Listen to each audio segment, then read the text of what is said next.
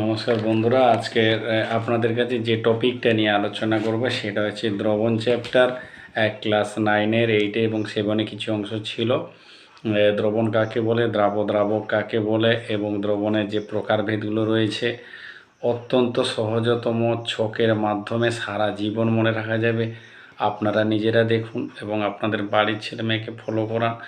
একটা ছোট্ট ছকে সারা জীবন মনে রাখার সবচেয়ে বড় কৌশল। দেখতে থাকুন, আমরা সরাসরি সেই চ্যাপ্টারে চলে যাচ্ছি। আচ্ছা, সরাসরি আমরা দ্রবণ চ্যাপ্টারে চলে এলাম।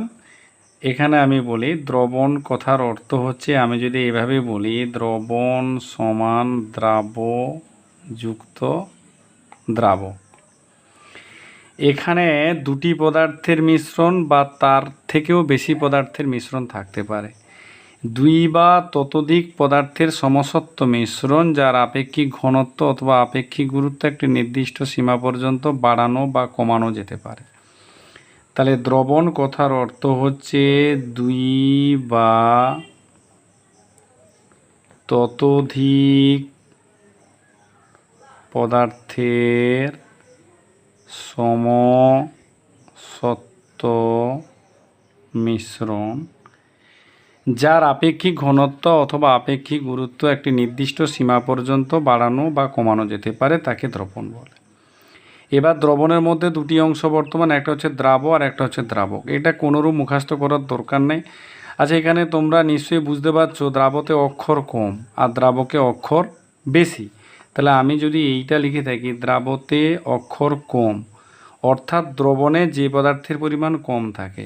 মনে রাখার সুবিধা কি, অক্ষর কম মানে তার পরিমাণও কম। দ্রবণে যার পরিমাণ সবচেয়ে কম থাকে তাকে দ্রাবক। আর এখানে অক্ষর বেশি কার, নিশ্চয়ই দ্রাব থেকে দ্রাবকের অক্ষর বেশি, অর্থাৎ দ্রবণে যার পরিমাণ বেশি থাকে, দ্রবণে যে পদার্থের পরিমাণ বেশি থাকে তাকে দ্রাবক বলে। তাহলে দেখো মনে রাখা কত সুবিধা, অক্ষর কম তার পরিমাণও কম, তার নাম দ্রাবক। আর অক্ষর বেশি তার পরিমাণও বেশি, তাকে বলা হবে দ্রাবক। এবার সাধারণত দ্রবণকে তিন ভাগে ভাগ করা যায়। একটা হচ্ছে অসম্পৃক্ত দ্রবণ,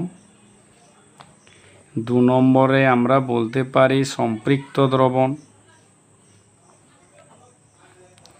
এবং তিন নম্বরে আমরা বলতে পারি অতিপৃক্ত দ্রবণ। অতিপৃক্ত দ্রবণ। এবার দেখো এটা মনে রাখা খুবই সোজা। আমি একটা ঘটনা দিয়ে বলি, তাহলে বুঝতে তোমাদের সুবিধা হবে।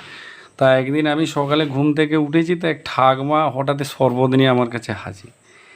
তা আমি শরবতটা খেয়ে দেখলাম একদম চিনি নেই, খুব কম মিষ্টি। তো আমি ঠাকমার উপরে বেজায় রেগে গেলাম। আচ্ছা, এখানে দেখো অসম্পৃক্ত, অর্থাৎ আমি যদি এইটা মনে রাখি অসমাপ্ত। অসমাপ্ত মানে নিশ্চয়ই কম। তা ঠাকমা যে শরবতটা নিয়ে এসেছিলো আমার জন্য, ওটাতে চিনি কম। চিনি কম কথার অর্থ হচ্ছে দ্রাব কম। যদি কোনো দ্রবণের মধ্যে অসমাপ্ত অর্থাৎ কম পরিমাণ দ্রাব থাকে, তাকে আমরা বলতে পারি অসম্পৃক্ত দ্রবণ। অর্থাৎ আরও বেশি পরিমাণ দ্রাব যোগ করা যেতে পারে, তবে নির্দিষ্ট উষ্ণতায়, কথাটা সবসময় বলতে হবে নির্দিষ্ট উষ্ণতায় প্রতি ক্ষেত্রে। কারণ আমরা দ্রবণের সংজ্ঞাতে অথবা দ্রাব্যতার সংজ্ঞাতে নির্দিষ্ট উষ্ণতা বাড়া কমার উপরে দ্রাব্যতা নির্ভর করে। তাহলে মনে রাখার কায়দা দেখো, ঠাকমা যে শরবতটা আমাকে খাওয়ালো তাতে চিনি কম, অর্থাৎ সেটা হচ্ছে দ্রাব কম। অসম্পৃক্ত আমি মনে রেখেছি অসমাপ্ত, অর্থাৎ কম। নির্দিষ্ট উষ্ণতায় যদি কোনো দ্রবণের মধ্যে কম পরিমাণ দ্রাব থাকে, অর্থাৎ আরও সর্বোচ্চ দ্রাব যোগ করা যেতে পারে, তাকে অসম্পৃক্ত দ্রবণ বলে। এবার চলে এসো সম্পৃক্ত। তো আমি তো ঠাকমার উপরে বেজায় রেগে গেছি, ঠাকমাও মোটামুটি আমার উপরে অসন্তুষ্ট। তারপরের দিন আবার ঠাকমা শরবত নিয়ে হাজির। এবার খেয়ে দেখি দুর্ধর্ষ শরবত করেছে ঠাকমা। আমি ঠাকমার উপরে প্রচণ্ড খুশি হয়ে গেলাম। অর্থাৎ যত পরিমাণ জলে যে পরিমাণ চিনি দেওয়ার কথা, ঠাকমা সেই পরিমাণ দিয়েছে। তাহলে মনে রাখার কায়দা কি, সম্পৃক্ত অর্থাৎ নির্দিষ্ট বা উপযুক্ত পরিমাণ দ্রাব, উপযুক্ত পরিমাণ দ্রাব। তাহলে কাকে বলে, কোনো মুখস্থের দরকার নেই, অত্যন্ত সহজতম ব্যাপার। নির্দিষ্ট উষ্ণতায়, প্রতি ক্ষেত্রে একইভাবে স্টার্ট।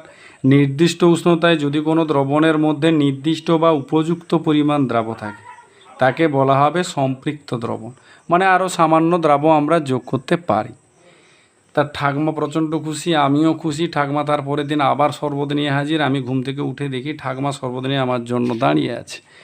তা আমি আবার শরবত খেয়ে দেখলাম ঠাকমা আমাকে খুশি করার জন্য এত বেশি চিনি দিয়েছি, অতিরিক্ত মিষ্টি, মানে খাওয়া যাচ্ছে না। এবার দেখো ঠাকমা আমাকে খুশি করতে গিয়ে অতিরিক্ত, মনে রাখতে হবে অতিরিক্ত, অতিরিক্ত পরিমাণ দ্রাবক, অর্থাৎ নির্দিষ্ট উষ্ণতায় যদি কোনো দ্রবণের মধ্যে অতিরিক্ত পরিমাণ দ্রাবক থাকে আর হয়তো সামান্য দ্রাবক যোগ করা যেতে পারে, তাকে বলা হবে অতিপৃক্ত দ্রবণ।